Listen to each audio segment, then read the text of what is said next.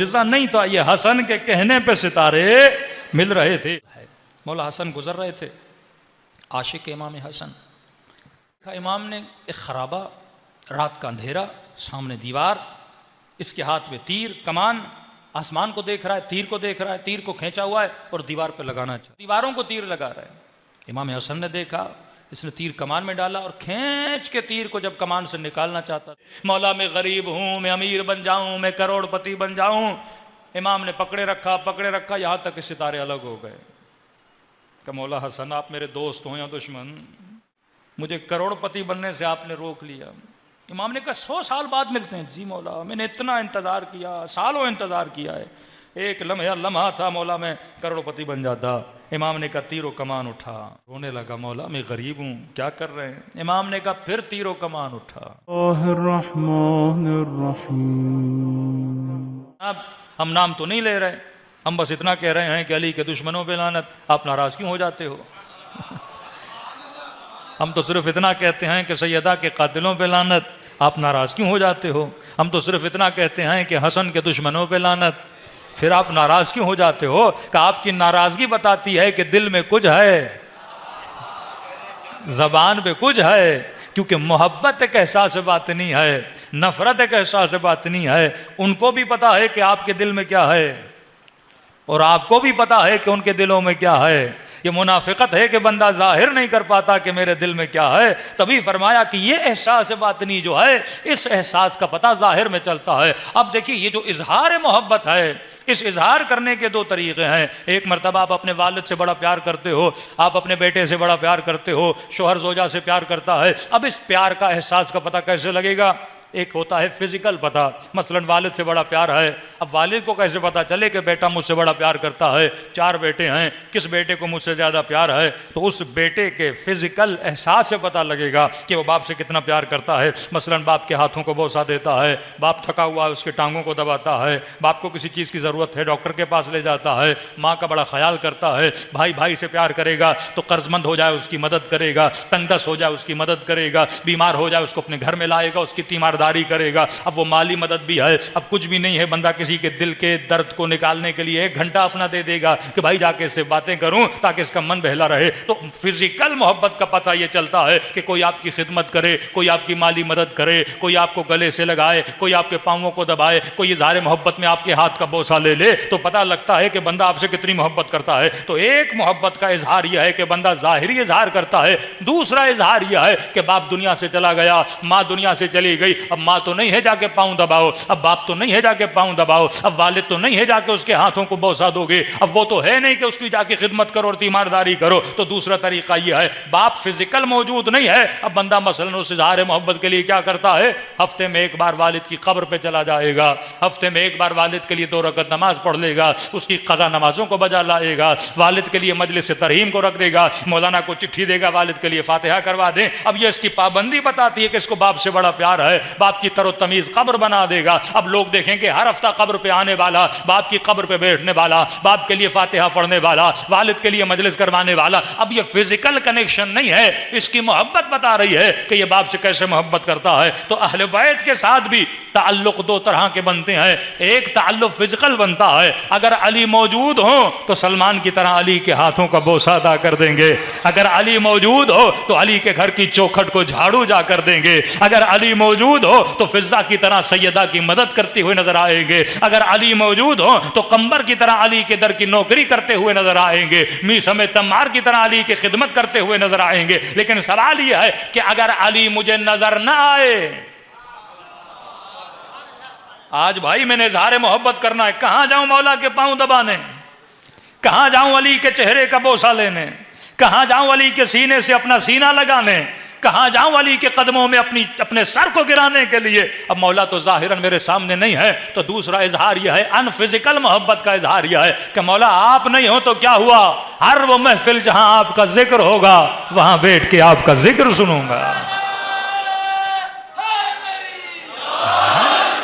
वही इजहार मोहब्बत है। 10 मुहर्रम को हर मुसलमान अपने माँ बाप की कब्र पे जाता है, सफेद कपड़े पहनकर, इत्र लगा के।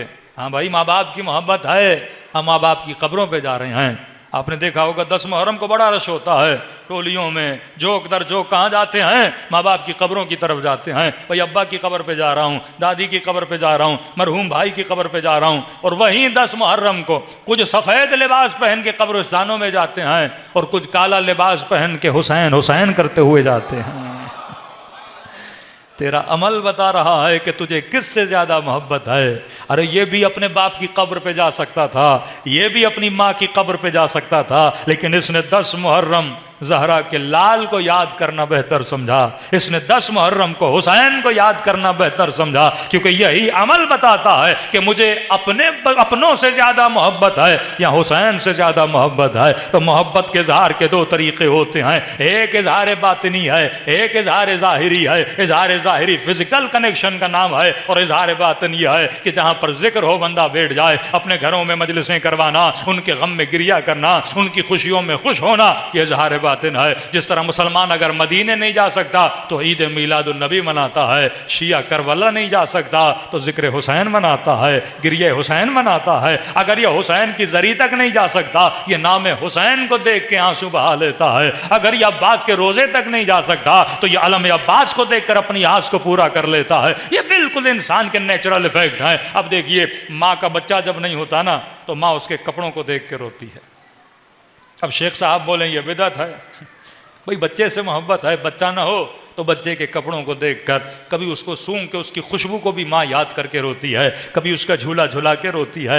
अगर बाप दुनिया से चला जाए, बेटा बाप के कपड़े संभालता है, ये अब्बा की चप्पल है, ये वालिद के कपड़े हैं, ये वालिद की किताब है, ये वालिद की ऐनक है, तो उनकी चीज़ों को समेटता है। ये चीज़ों को समेटना क्या बताता है कि इसको अपने वालिद से कितनी मोहब्बत थी। वरना मार्केट में ऐनकें तो बहुत हैं, मार्केट में किताबें तो बहुत हैं, मार्केट में कपड़े तो बहुत हैं। तो यहाँ पे न कहो कपड़ा कपड़े जैसा होता है, हाँ कपड़ा कपड़े जैसा होता है, पर मार्केट वाले कपड़े से मेरे बाप की निस्बत नहीं है, घर वाले कपड़े से मेरे बाप की निस्बत है। मार्केट वाली ऐनक से मेरे वालिद की निस्बत नहीं है, घर वाली ऐनक से मेरे वालिद की निस्बत है। हाँ काला कपड़ा कपड़ा होता है, पर मार्केट के कपड़े की अब्बास से निस्बत नहीं है, अलम में लटके हुए कपड़े की गाजी से निस्बत है।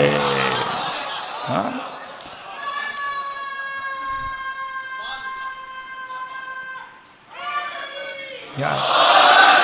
ये सारा फितरत का निज़ाम है। अगर इंसान साहिब अक्ल हो, थोड़ी बहुत लॉजिक आ जाए, वो सारे सिस्टम को समझ जाए। भाई देखिए कि हिंदू अगर बुद्ध को चूमता है तो क्यों चूम रहा है? हम लाख रुपए भी मिलें बुद्ध को न चूमें, वो क्यों चूम रहा है? क्योंकि उसकी मोहब्बत है, मोहब्बत चुमवा रही है। अब बुद्ध भी बड़े किस्म के, कोई हाथी बना हुआ, कोई बंदर बना हुआ, कोई सांप बना हुआ, तो कोई किसे चूम रहा है, कोई किसे चूम रहा है। तो आप बोसे को नहीं देखते, आप उसके अकीदे को देखते हो। अल्लाह की दरबार में बोसों की कीमत नहीं है, अकीदे की कीमत है। पत्थर तो पत्थर है ना। हिंदुस्तान का हिंदू अगर बुद्ध को चूमे तो मुफ्ती कहे बिदअत है, और मुसलमान अगर हजर अस्वद को चूमे तो कहे सवाब है। कोई पत्थर तो पत्थर है ना, होंठ तो होंठ है, बोसा तो बोसा है। वो भी पत्थर को चूमे, तू भी पत्थर को चूमे। क्या काबे की दीवार कोई सोने से बनी है? क्या फरिश्तों के परों से बनी है? क्या कोई खास मटीरियल से बनी है? अरे दीवार तो दीवार जैसी होती है। लेकिन यहाँ ये दौड़ता है तो हिंदू यही बोलते हैं ना कि तू पत्थर को चूमे तो गुनाह नहीं, हम पत्थर को चूमे तो बेदत है। तू हजर अस्वद को चूमे तो कुछ नहीं, हम अपने हजर को चूमे तो बेदत है। तो हजर हजर होता है। सवाल यह है कि हजर की निस्बत किससे है? अगर निस्बत सही है तो पत्थर सही है, अगर निस्बत बुरी है तो पत्थर बुरा है। तो यहां बात है मोहब्बत की। मोहब्बत या नजिस होती है, मोहब्बत या पाक होती है। मोहब्बत अगर पाक हो गई तो जज्बा पाक है, मोहब्बत अगर नजिस हो गई तो जज्बा नजिस है। तभी अहले बैत फरमाते आए, शियो अपनी दिलों को नजिस मोहब्बतों से बचाया करो। मखज़ने मोहब्बत कल्ब है, और शैतान का सबसे बड़ा हमला न तेरी आंखों पर है, न तेरे कानों पर है, न तेरे हाथों पर है, उसका हमला बशर के कल्ब पर होता है। आज झगड़ा क्या है मुसलमानों का? शिया कहेंगे कि हम जुलूस निकालेंगे पहली रबीउल अव्वल को, उधर से वो ऐलान करते हैं हम निकालेंगे। ये शान अहले बैत में निकालें, वो अपनों की शान में निकालें। जुलूस तो जुलूस है, तुम दोनों को निकाल कौन रहा है? मोहब्बत निकाल रही है। किसी को हुसैन की मोहब्बत रोड पे लाती है, किसी को यजीद की मोहब्बत रोड पे लाती है। भाई तलवार तो तलवार है, एक चलाए तो कुल्ले कुफ्र बने, अली चलाएं तो कुल्ले ईमान बने। खुदाया तलवार तो तलवार है ना। खुदा कह रहा है मैं तलवार को नहीं देख रहा, मैं दिलों को देख रहा हूं। अली के दिल में मेरा इश्क है, उसके दिल में कुफ्र का इश्क है। तो असल ये कल्ब है कि तुमने कल्ब को किसकी मोहब्बत से भरा है। अल्लाह न लिबास को देखता है, न अमल को देखता है, न चलन को देखता है, वो तेरे कल्ब को देखता है। क्योंकि कल्ब है जो पूरे बदन पे हुकूमत करता है, ये कल्ब है जो तुझे चलाता है, ये कल्ब है जो तुझे अरबाईन हुसैन पे लेके जाता है, ये कल्ब है जो तुझे जुलूसों में लाता है, ये कल्ब है जो तुझे फर्श अज़ाए हुसैन पे बिठा देता है। और ये दिल है बड़ा जालिम, है बड़ा खतरनाक। खुदा से भी इश्क हो जाए तो सर कटवाता है, बशर से भी इश्क हो तो मरवाता है। फर्क यह है कि अल्लाह की राह में कटवाओ तो जिहाद है, और बंदे की मोहब्बत में जाए तो खुदकुशी है। मौत तो मौत है ना। अक्सर जो कम्युनिस्ट हैं वो यही सवाल करते हैं, कहते तुम अल्लाह की राह में जाके जो जान दे रहे हो वो भी एक तरह की खुदकुशी है ना। बंदे को पता है मैदान में जा रहा हूँ, जिहाद का मैदान है, सामने गोलियां हैं, टैंके हैं, बम हैं, सीधा है, जाऊंगा मरूंगा, बचूंगा तो नहीं। कहा नहीं, शहीद के खून के कतरे कतरे पर अल्लाह हजारों मलाइकों को खल करता है, तेरे इस्तकबाल के लिए मलाइकतुल्लाह खड़े होते हैं। और दूसरा बंदा भी मरने जा रहा है दुनिया की मोहब्बत में, का ये खुदकुशी है, ये मरेगा सीधा जहन्नुम में। तो अल्लाह मरना नहीं देख रहा, मोहब्बत देख रहा है कि मरना किसकी मोहब्बत में है। कमन माता अला हुब्बे आले मोहम्मद माता शहीदा, जो इनकी मोहब्बत में मर जाए वो शहीद होके मर गया। हाँ? ये सारा चक्कर मोहब्बत का है। ये शिया सुन्नी की तकसीम क्यों बनी? मोहब्बत। अली से मोहब्बत बढ़ी तो बंदा शिया बना, खलीफे से मोहब्बत बनी तो बंदा सुन्नी बना। मोहब्बत ही तो है ना। आप कहते हो अली पहले पे, वो कहते फलां पहले पे, ये चक्कर सारा मोहब्बत का है। तो ये जो बिल बनाए जा रहे हैं तो इनको ये सोचना चाहिए कि बिल बनाने से तुम किसी की मोहब्बत तो नहीं निकाल सकते ना। जबानों को रोकोगे, जबान से क्या है, असल तो दिल है ना। ना दुनिया का कोई डॉक्टर है, ना दुनिया की कोई एजेंसी है जो दिलों से मोहब्बत निकाले। 11 महीने से कोशिश हो रही है कि बंदे की मोहब्बत लोगों के दिलों से निकाल ली जाए। सारा जोर लगा चुके हैं। जीबी के इलेक्शन ने बताया कि नहीं, मोहब्बत निकालना बड़ा मुश्किल है। जब तू एक आम बंदे की मोहब्बत किसी के दिल से नहीं निकाल सकता तो शिया के दिल से अली की मोहब्बत को तू कैसे निकाल सकता है?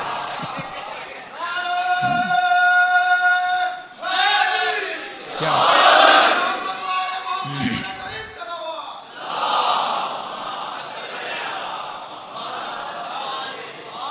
क्योंकि यहां बात राइट और रॉन्ग की नहीं है। अब भाई कोई आशिक यजीद है, रॉन्ग मोहब्बत है, इसे भी निकालना बड़ा मुश्किल हो जाता है बाज़ औक़ात। एक के दिल में रहे कि हुकूमत की मोहब्बत है, हुसैन समझा रहे हैं इब्ने साद नहीं मिलेगी, नहीं समझ रहा, दिल पे गालिब आ चुकी है। रॉन्ग और राइट को निकालना इतना मुश्किल है। और जिस शिया को पता है कि राइट क्या है, रॉन्ग क्या है, जिसकी मोहब्बत सच्ची भी है, सादिक भी है, ये तो उससे मोहब्बत करते हैं जिससे खुदा मोहब्बत करता है।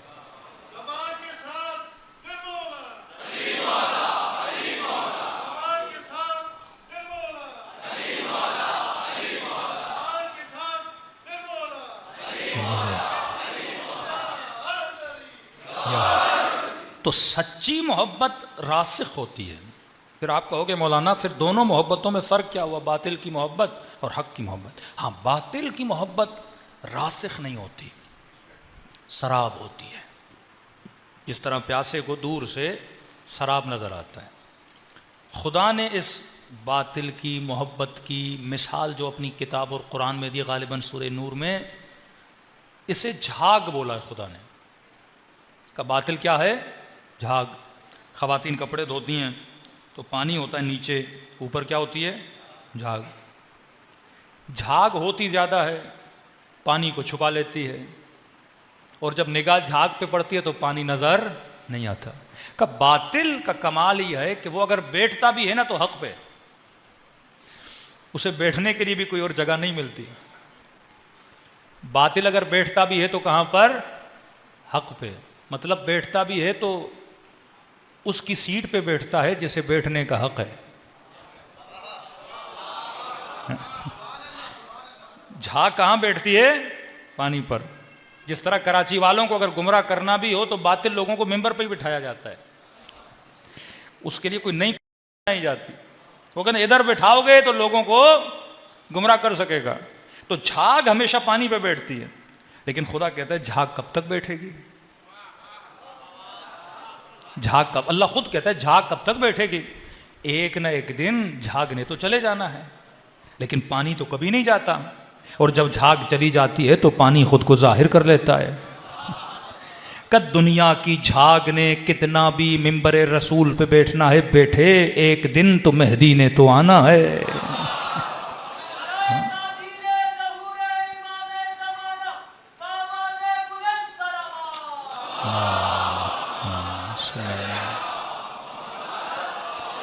बात से बात निकल रही है, कहीं मेरा मौजू दूर न हो जाए कि मौला अली को जब खिलाफत मिली तो अली वहाँ बैठे जहाँ रसूल बैठा करते थे।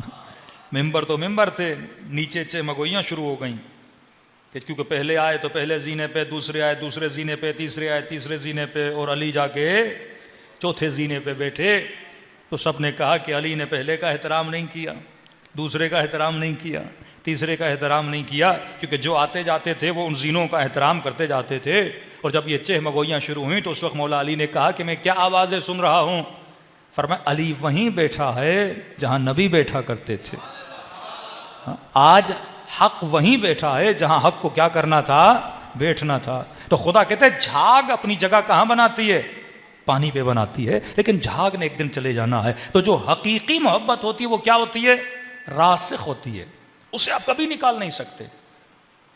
कि मैं अभी काफिलों में एक मिसाल दे रहा था कि एक बंदा काफिले में जाता है, आपको मुख्तलिफ होटल दिए जाते हैं, ठीक है, कोई 1 स्टार होटल में, कोई 2 स्टार होटल में, कोई 3 स्टार में, कोई 5 स्टार में। अब ये बड़ी बात है, होटल वालों ने भी स्टार 5 बनाए,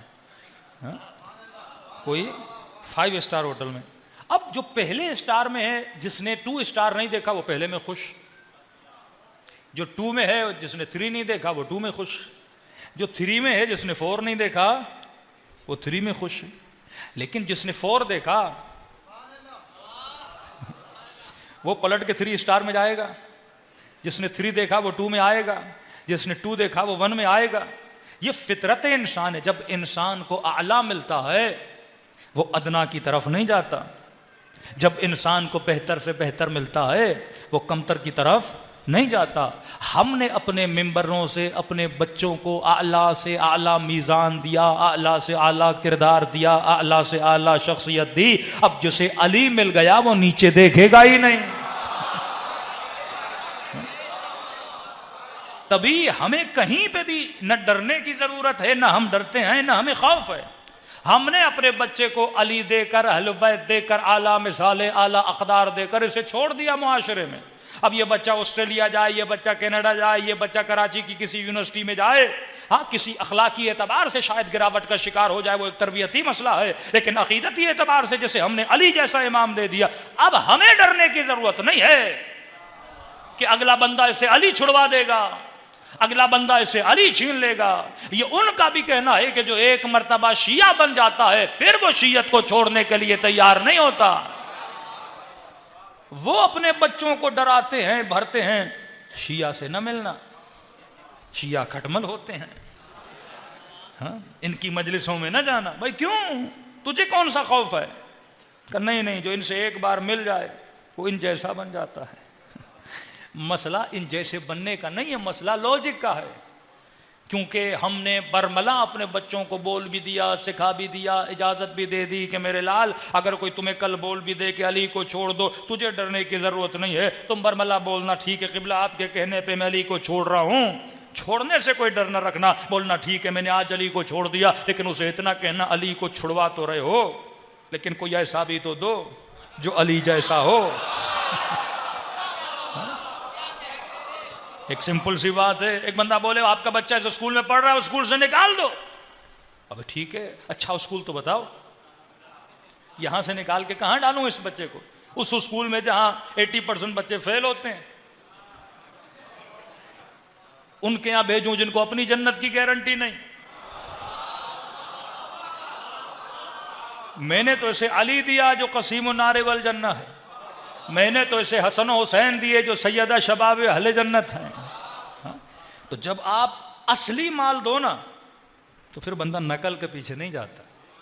ये खूबी है इस मकतब की, क्योंकि खुदा ने आपको वो दिया, असल दिया है आपको। जिसे मोहम्मद मिल जाए फिर वो अबू जहल के पास नहीं जाता।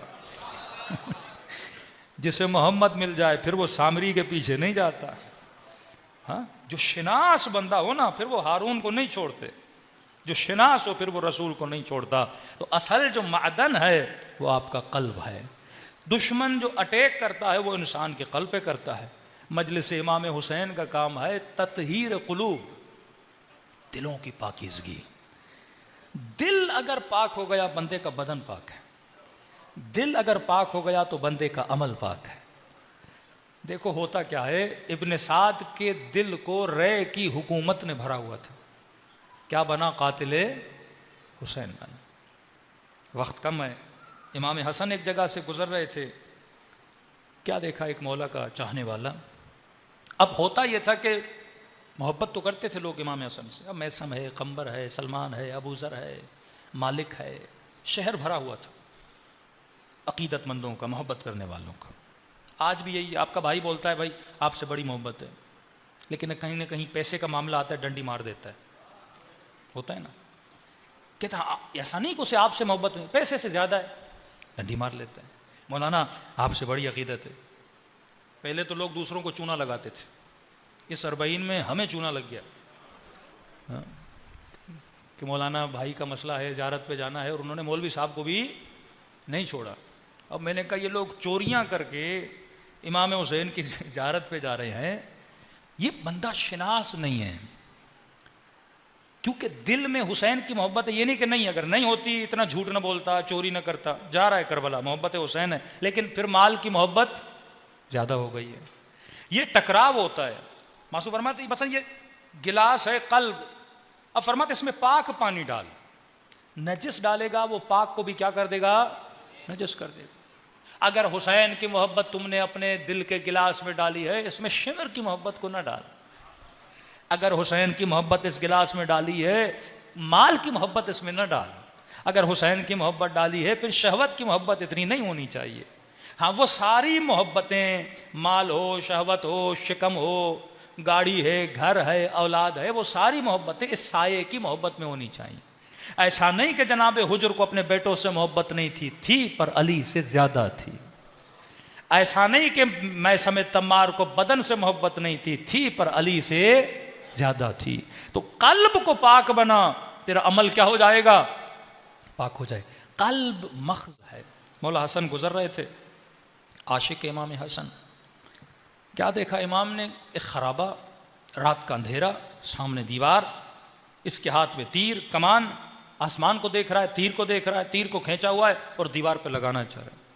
अब आप कोई ऐसा बंदा देंगे रात के अंधेरे में दीवारों पे तीर लगा रहा है, तो आप कहोगे मेंटल आदमी है कि रात को दीवारों को तीर लगा रहा है। इमाम हसन ने देखा, इसने तीर कमान में डाला और खींच के तीर को जब कमान से निकालना चाहता था, हसन इब्न अली ने पीछे से इसके बाजुओं को पकड़ लिया। ऐसे पकड़ते थे अपने शियों को। ज़ुहैर को हुसैन ने रास्ते में पकड़ा, वहाब कल्बी को हुसैन ने रास्ते में पकड़ा, और भागे जा रहा है। हुसैन वो शिकारी हैं जिनको पता है कि मैंने शिकार कैसे करना है। अल्लाह करे कि हमारा शिकार भी हुसैन करे। हाँ? वो शिकार करते, मजलिसों से शिकार करते हैं, लोगों को चुनते हैं। हाँ, ये मेरे काम का बंदा है। देखो ना, आसमान में कौवे भी उड़ रहे हैं, चीलें भी उड़ रही हैं। शिकार किनका होता है? कबूतरों का। शिकार तैयब ताहिर परिंदों का होता है। हाँ, जंगलों में जाओगे, गधे भी घूम रहे हैं, बंदा किन का शिकार करता है? हिरन का शिकार करता है, अच्छी चीज़ों का शिकार होता है। अहले बैत भी मजलिसों में आते हैं, सबका शिकार नहीं करते, वो पाक दिलों को देखते हैं, फिर वहाँ से हुसैन उसे निकालते हैं, किसी को हुर बना के, किसी को मैसम बना के, किसी को मालिक अश्तर बना के। इमाम ने इसके बाजुओं को पकड़ लिया, मुड़ के देखा, हसन इब्ने अली, मौला छोड़िए छोड़िए छोड़िए। क्यों छोड़ूं, क्या कर रहे हो? कि मौला एक सितारा शनास है, नजूमी, उसने कहा है कि 100 साल के बाद आसमान में 2 सितारे मिलते हैं, और जब ये सितारे आपस में मिल जाएं उस वक्त तीर को कमान में डाला जाए और तीर को दीवार पे लगाया जाए तो पूरी दीवार सोने की। मौला इतना मैंने इंतज़ार किया, मेरी किस्मत आई, ये सितारे मेरी ज़िंदगी में मिले। मौला मैं गरीब हूँ, मैं अमीर बन जाऊँ, मैं करोड़पति बन जाऊँ। इमाम ने पकड़े रखा यहाँ तक कि सितारे अलग हो गए। कि मौला हसन, आप मेरे दोस्त हो या दुश्मन, मुझे करोड़पति बनने से आपने रोक लिया। इमाम ने कहा 100 साल बाद मिलते हैं। जी मौला, मैंने इतना इंतज़ार किया, सालों इंतज़ार किया है, एक लम्हा था मौला मैं करोड़पति बन जाता। इमाम ने कहा तीरो कमान उठा। इसने तीरो कमान उठाया, कहा खींच तीर को। कहा इसने जैसे कमान में डाल के तीर को खींचा, अचानक आसमान में देखा सितारे मिले हुए थे। का मौला मोजज़ा हो गया, करिश्मा हो गया, जो 1000 साल के बाद मिलते हैं और आपस में फिर मिल गए। का मौला मैं तो बड़ा खुश नसीब हूं। उसने फिर तीर को दीवार पे लगाना चाहा, हसन ने फिर बाजुओं को रोक लिया। मौला क्या कर रहे हैं, मुझे करोड़पति अरबपति बनने से रोक रहे हैं, ये तो मोजज़ा हो गया, सितारे मिले, और जैसे मौला ने रोका ना सितारे फिर जुदा हो गए।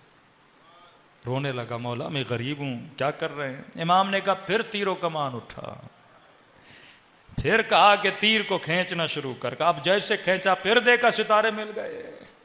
कहा मौला ये तो तीसरी मर्तबा मोजज़ा हुआ। हसन ने फिर इसके बाजुओं को पकड़ लिया, परेशान हुआ, मौला आप कर क्या रहे हैं? इमाम ने कहा फिर तीरों कमान उठा। हसन इसे कुछ समझाना चाह रहे हैं, ये बंदे खुदा समझ नहीं पा रहा। कहता अब जब चौथी मर्तबा तीरों कमान उठाया और इमाम ने कहा खींच, तो जैसे हसन कहते थे ना खींच, वैसे सितारे मिलना शुरू हो जाते थे। का ये कोई मोजज़ा नहीं था, ये हसन के कहने पे सितारे मिल रहे थे। अब कहता मामला में समझ गया। अब मैंने कहा मौला आप जैसे कहते हैं ना खींचो, सितारे मिलना शुरू हो जाते हैं। मौला ये तो मोजज़ा हो गया। अब मैंने तीर छोड़ना चाहा, हसन ने फिर बाजू पकड़ लिए। 5वीं मर्तबा कहा तीरो कमान उठा। कहता अब इमाम ने कहा ना खींच। कहता अब खींच रहा था, सितारों को देख रहा था, खींच रहा था, सितारों को देख रहा था। अब हसन तो कह रहे थे खींच, लेकिन सितारे मिल नहीं रहे थे। मैंने पूरा तीर को खींच दिया। मैंने कहा मौला अब नहीं होने वाला, ये बार बार नहीं होता। 3 बार हुआ, मौला मैंने देखा आप कहते थे खींच, सितारे मिल जाते थे। इमाम ने कहा सितारों को छोड़, तो तीर को कमान से रिहा कर। का सितारों को छोड़ दे तो तीर को कमान से। कहा मौला वो नहीं मिले, ये सोने की कैसे बनेगी? कहा मैं कहता हूं ना तीर को छोड़।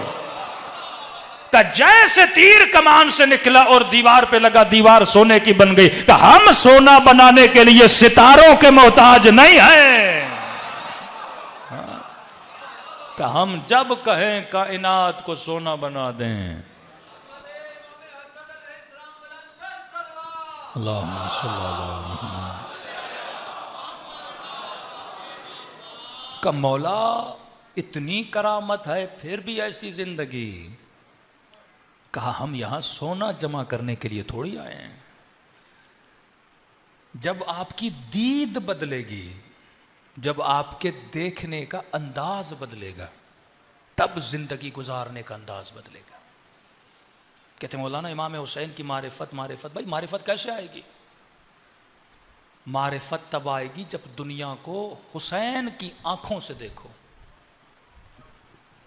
हम लेते तो नाम हुसैन है, लेकिन अगर मैं दज्जाल की आंख से दुनिया को देखूं तो मुझे दुनिया वैसी नजर आएगी जैसी शिमर को नजर आ रही थी। अहले बैत का काम यह है तेरी आंखों पे लगी हुई ऐनकों को उतारे। आज सारा मजमा मुझे देख रहा है, मैं मजमे को देख रहा हूं। मार्केट में ऐनकें मिलती है ना, लाल ऐनक, सबज ऐनक, कलर वाली ऐनकें मिलती हैं। अगर सारा मजमा लाल ऐनक पहन ले तो उसे सारा मंजर क्या नजर आएगा? लाल नजर आएगा। अगर मैं ब्लैक ऐनक पहन लूं, सूरज की वजह से लोग पहनते हैं, तो पूरी दुनिया क्या नजर आती है? डार्क नजर आती है। यही ऐनक उतारने के लिए हुसैन तुझे अपनी मजलिस में बुलाते हैं कि तू दुनिया को अली की निगाह से देख, तो मच्छर के पर के बराबर भी नहीं। तू दुनिया को हुसैन की निगाह से देख, तो अली की जूती तुझे ज्यादा कीमती लगेगी। तो दुनिया को कासिम की निगाह से देख। 14 साल का है हसन का बेटा, का कासिम तेरे लिए मौत कैसी है? फरमाए चचा अहला मिनल असल, शहद से ज़्यादा मीठी है। मुझे समझ नहीं आता एक 14 साल के बच्चे के लिए मौत का मफहूम इतना बड़ा कि कहे चचा शहद से ज़्यादा मीठी है। खैमे में अपने रुफ़क़ा को बुलाया इमाम हुसैन, जब दिया बुझाया ना, और कहा जिसे जाना है चला जाए, जिसे रुकना है रुक जाए। कई लोग उठ के गए। चिराग क्यों बुझाया? ताकि जाते हुए इनको शर्मिंदगी न हो। और जब जलाया तो जिनको बैठना था वो बैठ गए। अब इमाम हुसैन ने कहा कि मैंने अपनी बैअत तुम सबसे उठा ली, तुम लोगों ने बैठकर हुज्जत तमाम की। अब अगर तुम सब भी छोड़ के चले जाओ, अभी से मैं जन्नत की बिशारत दे रहा हूं, क्योंकि तू बैठे रहे। अभी से जन्नत की बिशारत दे रहा हूं कि चले जाओ, जान माफ है, हर चीज माफ है। क्या कहने लगे? जो एक बार मारिफत हासिल कर ले वो कभी नहीं छोड़ता ना। फिर जब आपको पता चल जाए ये हक है। देखो ज़मीन पे भी दुनिया लोग रहते हैं, लोग चांद पे भी जा रहे हैं। मिट्टी तो मिट्टी है ना, लेकिन जिसे मारिफत हो जाए कि हयात ज़मीन पर है। चांद पे अगर ऑक्सीजन सिलेंडर लेकर जाऊंगा, कितनी देर तक ये ऑक्सीजन चलेगी? तो बंदों को करोड़ों नहीं अरबों रुपए दिए जाएं कि आप इस एक सिलेंडर के साथ कहाँ रहो, चांद पे रहो। कोई रहेगा हम में से? हम कहेंगे करोड़ों किस काम के, अरबों किस काम के? सिलेंडर गया तो जिंदगी गई। करोड़ों को खर्च करने के लिए मुझे हयात चाहिए ना। तो जिसे पता चल गया कि हयात हुसैन के साथ है, हयात अली के साथ है,